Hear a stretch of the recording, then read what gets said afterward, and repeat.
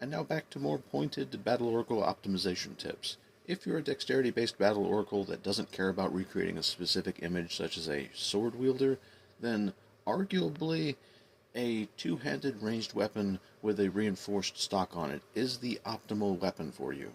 When wielded in two hands, a reinforced stock is a D8 finesse weapon, which is slightly better than a rapier, which has a baseline D6 and relies on the deadly D8 on crits to bring its average damage up. Without applying buffs or debuffs, you won't be critting too often as a battle oracle,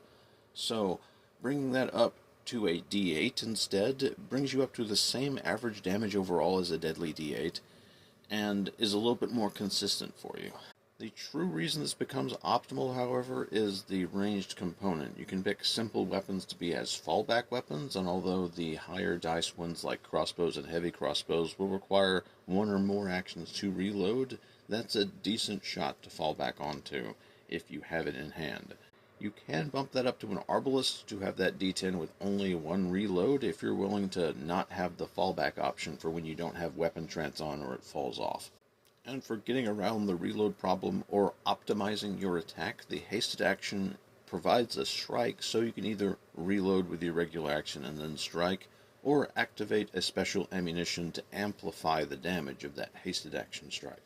If you archetype at some point to get proficiency in all martial weapons, you could bump up to an arbalist by default, but those archetypes won't auto-scale and require another feat later. But you can get your way around that and also optimize a little bit more by, on 11th level, when your weapon proficiency would scale up, you can immediately use a general feat in weapon proficiency to make those martial weapons scale up,